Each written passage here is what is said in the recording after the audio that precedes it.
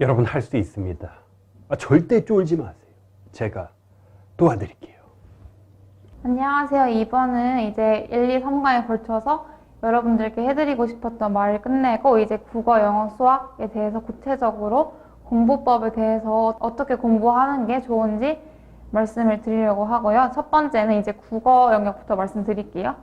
자, 제가 여기 국어 영역 조직이라고 해놨는데 완벽하게 하자는 그런 의미에서 해놓은 거니까 과격한 표현을 좀 써봤습니다. 일단 국어 영역에 파트가 4개가 있죠. 화법과 작문, 문법, 문학, 그리고 비문학 이렇게 있죠. 이 중에 저는 일단 화법과 작문 파트는 제외하고 말씀드릴게요. 화법, 작문 파트에서 간혹 한두 문이 자꾸 틀린다, 자꾸 틀려, 자꾸 신경을 쓰인다, 이 부분은 빨리 넘어가야 되는 파트인데 자꾸 틀릴까봐 시간을 많이 지체하는 경우가 있다라고 하시는 분들도 좀 있긴 해요. 있긴 하는데 화법 작문 같은 경우는 딱히 말씀드릴 수 있는 게 아니라 그 부분은 긴장하지 않고 좀 차근차근히 읽으면서 문제를 풀려는 그런 연습을 해주시면 될 것 같아요. 화법과 작문 같은 경우에는 되게 기본적인 문제들이 많고 너무 긴장하지 않고 차분하게 풀면은 다 맞출 문제인데 괜히 시험이라고 긴장하셔가지고 오히려 그런 마음가짐 때문에 자꾸 실수로 몇 문제가 나가는 경우가 있는데 그런 거는 스스로 연습을 해주시는 게 가장 좋은 방법일 것 같아요. 그래서 저는 이번에 화법과 작문 파트는 제외하고 말씀드릴게요. 이번 4강은 문학이랑 문법에 대해서 말씀드릴 거고 다음 강에서 이제 비문학에서 말씀드릴 거예요. 우선 문학 파트, 여기 선지들 있죠. 선지 4개 이렇게 뽑아왔는데 이 선지들은 제가 가장 최근 기출인 이번 연도 6월 모의평가 보셨죠? 6월 모의평가 문제들과 작년 수능 문제들에서 그냥 임의적으로 가져온 선지예요. 문학 문제들에서 임의적으로 가져온 선지들이고요. 각 선지에서 여러분들이 아셔야 될 거를 말씀드릴게요. 첫 번째 선지에서 소품을 이용했는가 하지 않았는가. 여기 보세요. 소품을 이용해서 극적 긴장감을 완화시킨다라고 했죠. 소품을 이용했는가 하지 않았는가 먼저 확인해야겠죠. 첫 번째 확인해야 되고 두 번째는 이 소품을 만약 이용했다면 그 소품 이용한 것이 극적 긴장감을 완화시키는데 도움을 줬는가 그거를 보셔야 되고 두 번째는 지시적 표현을 사용했는가 첫 번째로 보셔야 하고 만약에 사용했다면 그 지시적 표현이 과연 상대와의 친밀감을 드러내기 위한 그런 이유로 쓰였는지 그런 목적으로 쓰였는지 두 번째 확인하셔야 될 거고요. 세 번째 선지에서는 다른 장소에서 동시에 벌어진 사건들을 병치했는가 그리고 사실 동시에 벌어진 사건들을 병치했다는 말은 2가지 이상 다른 사건들을 동시에 드러낸 거기 때문에 서사의 진행을 지연시키는 효과는 보통 자연스럽게 따라오는 경우가 많습니다. 그러니까 만약에 다른 장소에서 동시에 벌어진 사건들을 병치했다면 2가지 이상을 병치한 거기 때문에 동시에 보여줬다는 거는 서사의 진행을 지연시키는 효과는 보통 많은 경우에 나타나는 경우가 많아요. 대다수의 경우에는. 그렇기 때문에 여기서는 웬만하면 첫 번째 효과만 확인하고 만약에 맞다면 두 번째 효과는 자연스럽게 따라온다고 생각하셔도 무방하실 거예요. 아마도. 그리고 네 번째 마지막 추측을 포함한 요약적 진술로 사건의 경과를 드러내어 현재 상황에 대한 이해를 돕고 있다 이거죠. 그럼 추측을 포함한 요약적 진술이 있는지 그리고 사건의 경과를 드러내고 있는지 해서 현재 상황에 대한 이해를 돕고 있는지 이거를 확인해야겠죠.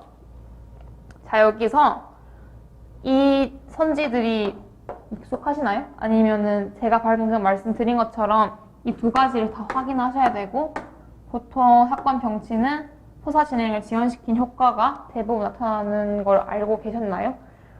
자, 여기서 극적 긴장감 완화, 지시적 표현, 사건 병치, 추측을 포함한 요약적 진술과 같은 문학적 개념어예요. 이게 다 문학적 개념어를 정확하게 다 아시나요?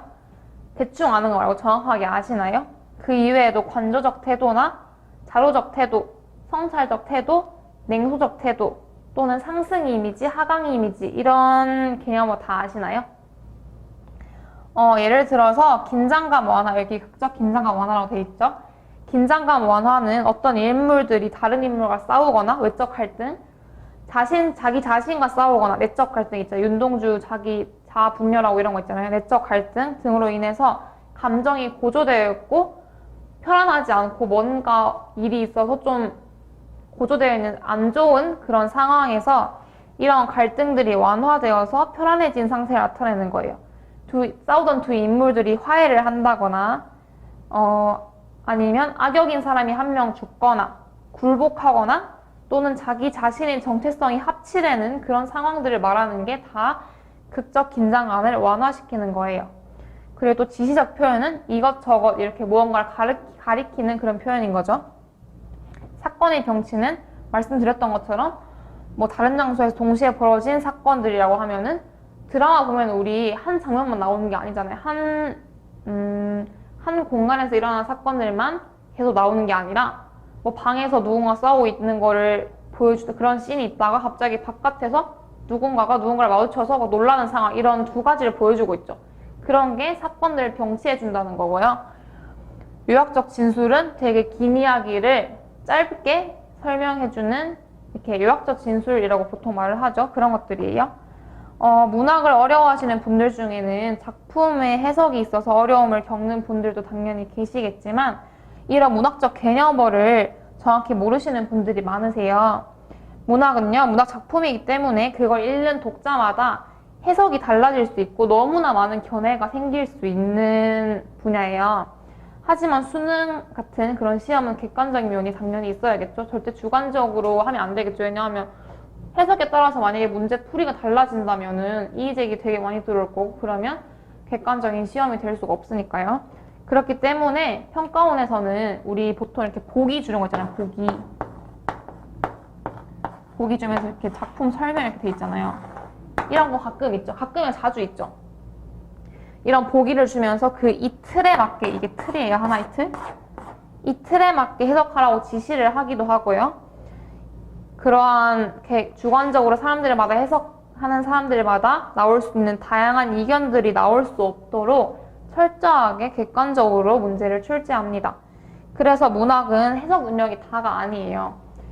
완전히 100% 답지 해설해서 해주는 것처럼 시를 그렇게 쌈박하게 해석하지 못한다 하더라도 보통 사람들이 해석하는 만큼만 해석하시고 그리고 나서 문학 개념을 정확히 아신다면은 수능 문제는 다 맞출 수 있습니다. 왜냐하면은 문학을 우리가 해석할 때 주관적으로 해석할 수 있는데 평가원에서 내는 문제들은 그렇게 주관적으로 상세하게 해석을 하지 못하더라도 어느 정도 이런 틀을 많이 줬다면 이 틀에 맞게 해석을 한다거나 문학 개념어들을 통해서 어떻게라도 조금이라도 객관적인 답을 도출해낼 수 있는 그런 문제를 내거든요. 그렇기 때문에 문학 개념어만 제대로 아시고 어느 정도 문학 공부를 하면서 문학 작품에 대한 이해를 반틈 정도만 키우셔도 수능에서 출제되는 문제는 다 맞추실 수 있으세요.